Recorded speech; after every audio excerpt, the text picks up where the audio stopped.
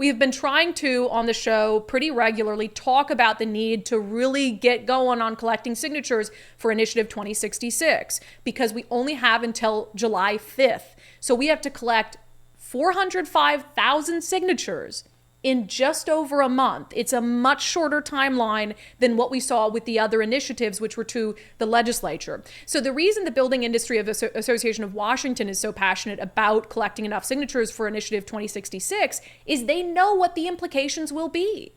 They know that if people are forced to electrify their homes, if builders have to deal with a situation where they've got projects or whatever and they've got to move from gas to electricity, all it's going to do is cost people. It's going to make housing less affordable. It's going to make rental housing less affordable. It's going to be the antithesis of what Democrats say they want to achieve for housing in the state of Washington. So Greg Lane with the BIAW was nice enough to join us today to talk about the dog they have in the fight. Greg, welcome to Undivided. It's a pleasure to be here, Brandi. Thanks for having me. They can take my gas stove out of my cold, dead hands. Too aggressive. Exactly or no. In fact, I was at an event on Saturday.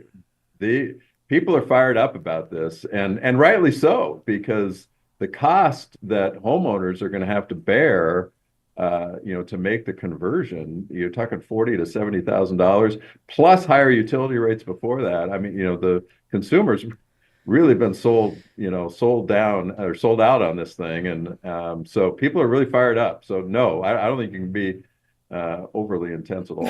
Okay, good. I can get more intense. I can. Yeah. And it's just, we're going to talk about this. It flies in the face of common sense when you're talking about an affordable housing crisis to consistently be putting dictates down that are going to make homes more expensive. It just flies in the face of that. We talked yesterday on the show about the same thing with, some of the landlord-tenant laws about, putting things down that are just going to increase the cost for renters. Yeah. So nonsensical. But what has the enthusiasm been out there for signing Initiative 2066? Well, the reports we're getting from those who are volunteering and the paid signature gatherers that we have a mix of folks out there. And over the weekend, we were in about 300 different locations across the state. And the reports we're getting back from them is that people are lining up to sign this. This is, oftentimes, you see signature gatherers out there and they have to spend, a few minutes kind of explaining what the issue is to people and maybe convincing them a little bit about signing. That is not the case here. This is a very easy issue for people to understand. This is about protecting natural gas service in their homes and their businesses. The legislature is determined to cut off natural gas as an energy source for people, and this prevents them from doing that. So it's very easy to understand, and people are motivated. As I said, they have a very visceral reaction to this, and people are lining up to sign. So the signing rate that we're getting at those locations is much larger than it typically would be for an initiative, which is outstanding to hear. But as you know, we've got a very short time frame to get this done. So we need that intensity. We need people not to wait. If they see an opportunity to sign, take that opportunity, because we've only got a few weeks left to get the required number of signatures. So this event on Saturday that you mentioned is really important. Appreciate you being there to help support us in that. We'll be in Bellevue from 9 to 2, and people can just drive over or drive by if they see the signs, swing in, take a quick minute to sign, and then go about their day. But it's really important. Yeah, it is. And it is a quick timeline. You mentioned something there that I think is important, and what the anti-2066 side is going to and is already saying. This isn't a ban. We didn't try to ban natural gas. What are you talking about, Brandi? But you said, the legislature is dead set on doing this. So for people who hear that argument and say, oh, this wasn't, what we did this last legislative session, we didn't ban natural gas. What is your argument against that? Well, they're being very disingenuous. I mean, as you know, the governor has been intent on banning natural gas for a number of years. He's looked at different avenues for doing that. For us who build new residential construction, we've been fighting this at the Washington State Building Code Council that determines the building and energy code that our members have to build to when they're building new construction. And they have banned natural gas in all new and commercial construction with the new energy code that went into effect on July, or went into effect this past year. So now with House Bill 1589 that they passed this last session, the legislature made it very clear that they are determined to ban natural gas. And this is the start of the process. If you look at the debate that took place on that House bill, the sponsor of the bill said in the debate on the House floor, this is the start of the process of banning natural gas. That is their ultimate goal. So I'm not going to get into, the arguments of whether 1589 is a gas ban or not. It clearly is designed and intended to lead to a natural gas ban. And PSC is right there. They stepped in. They knew the legislature was determined to do this, so they stepped in and cut a deal with the legislature to be the first and largest utility. It was in the legislature's interest to get the state's largest utility on board, and it was in Puget Sound Energy's interest to make sure that they could pass all those costs for their conversion onto their customers in higher rates to pay for it, and then ultimately make sure that it's the customers who have to pay for that cost of conversion of their homes when natural gas gets shut off. So there is no doubt that they are determined to do this, and really the only way to stop that from happening is to pass Initiative 2066. I'm glad to hear you approach it like that. Like, we're not even going to entertain that. We're not going to entertain the disingenuous lies. You've said it yourselves. You want to move away from it. 1589, was it a ban in name? No, but that is the intent. And so I like that strategy. Like, let's not even entertain that. You mentioned something there that is speaks to a question I get most often about this, which is, why would PSC want to move away from natural gas? Well, I think one, they're not the same PSC that they used to be. This is now a foreign-owned utility. It's not the locally owned utility that PSC used to be. So they don't really have an interest in serving their customers as much anymore. They're trying to make money, and they saw that the legislature was intent on doing this, and so they went in to make sure that their backs were covered financially, right? That they were not going to have to bear the cost of making this transition. They were able to pass it along and make sure that their customers are going to pay for this. And that, as I said, is, PSC has a lot of, costs themselves to make the transition from natural gas service to all electrification, increasing the grid, increasing their delivery system, all of those, hard costs that they have to pay.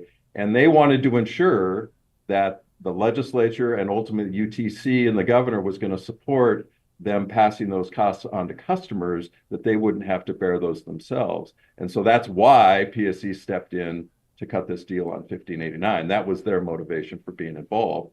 As I said, the legislature had the motivation of getting the state's largest utility provider to buy into this deal as a first step to then forcing ultimately all of the other providers around the state to ban natural gas and move to all electrification. So that's what happened during the legislative session. But again, this is a positive initiative. This is about protecting choice for consumers, and this is about protecting an energy resource that millions in this state rely on as an alternative to electricity. When the power goes out, people need something to be able to heat and cook in their homes. Natural gas has provided that backup energy source for a lot of folks when that happens. So this is a safety issue as well. But this is about protecting consumer choice. And consumers should have the option to be able to choose what is the best resource for them. And that's what Initiative 2066 does. And it's why we need to get the signatures and get it on the ballot and pass it in November. Yeah, and I think also, I've personally, I'm not trying to speak for you, but just had enough of energy policy, the cost being put on the backs of working class people. And I don't know about you, Greg, and we'll end here, but have you heard any explanation from the majority party about how they suggest a working class family pay out of pocket $40,000 plus to electrify their home? Is there any plan to help them with that? Not that I've heard of. And, I don't know how they justify it, to be honest with you, either, Brandi. These are politics is so completely upside down these days. This is, the party that for decades and decades said they were for working class people, for the little guy, all of that. Their policies were around protecting the cost of living for those folks, or helping people move up. I mean, that was all the rhetoric, right?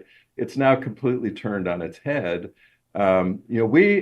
Climate policy that has been approved by this legislature or pushed by this governor now means that we have the fourth highest cost of groceries in the entire country. We have the third highest gasoline prices. In fact, I heard a report over the weekend that we are now $1 per gallon over the average cost of gasoline in the rest of the country here in Washington. We have the third highest median price sale for homes.